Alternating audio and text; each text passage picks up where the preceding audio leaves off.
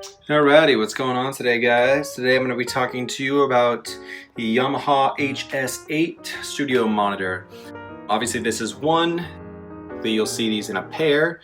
I'm getting out in my studio today and essentially wanted to bring just one out here to do a review. They're both identical, so you don't need both of them to talk about them. But yeah, this is an excellent studio monitor model for mixing. For mixing, you'll really need solid monitors. It's honestly, solid studio monitors are probably one of the most important components of a studio, home studio or professional studio. You need a way, if you're mixing, to accurately hear your mix, hear what you're doing, hear the tiny tweaks and changes that you're making. And so it's really best to invest in a solid pair, especially if you're going to put your money anywhere. So yeah, that's how I got to purchasing the HS8s. HS8, Yamaha, they're a long line of studio monitors. The HS5, HS7, etc. Pretty much named after the size of the subwoofers. They have these 8-inch, this one's 8-inch.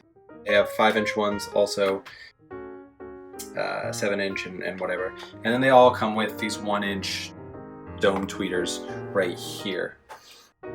As for the range on these bad boys, they're about 38 hertz to 30 kilohertz. Really nice, wide range.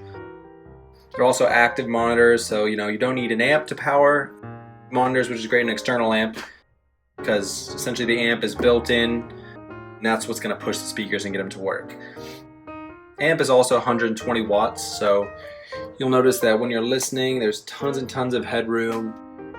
I never have to turn this up all the way. I usually keep it maybe halfway, and it has tons of volume, is very clear throughout, which is awesome. Yeah, let's talk a little bit about the back panel now. Turn this around so you guys can see what's going on in the back. Pretty simple. Here obviously you have your XLR inputs, as well as your 1/4 inch input right here. You have a room control switch. See right there, and that goes from 0 to -2 to -4 dB cut. And then you have this trim switch right here that goes from +2 dB to 0, -2 dB. Essentially what this trim switch is doing is turning your tweeter up or down by 2 decibels. And then obviously right up top here you have the volume knob.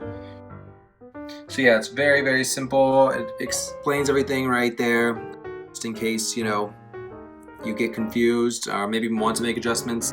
I never did. I kind of kept all the settings standard when I got it, and now and then I just kind of learned how it would sound with those, so I didn't really want to mess with it. But if you're someone who wants to do that, cool that they give you the option to do so.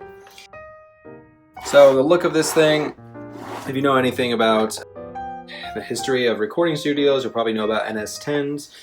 NS10s are classic studio monitors, Yamaha monitors, pretty much in every professional recording studio ever. And they kind of have the same look, really nice black body with the white woofer down here. The HS8s provide that similar look, except they've been modernized a little bit. You can see you have the rounded corners right here. NS10s have very flat, sharp corners, sharper edges. And then you also have this logo right here underneath, and that glows when it's plugged in. So those are really the only differences, but just a little bit more modern, which is cool. As for the sound on this thing, oh man, it's really impressive, man. These things sound amazing. There's a really solid flat frequency response across that big range, which is awesome because it doesn't excite any frequencies, it doesn't add any low ends. Like some monitors, will really have a boomy sound. Comes from the bass. It just makes for a great honest mix, I think.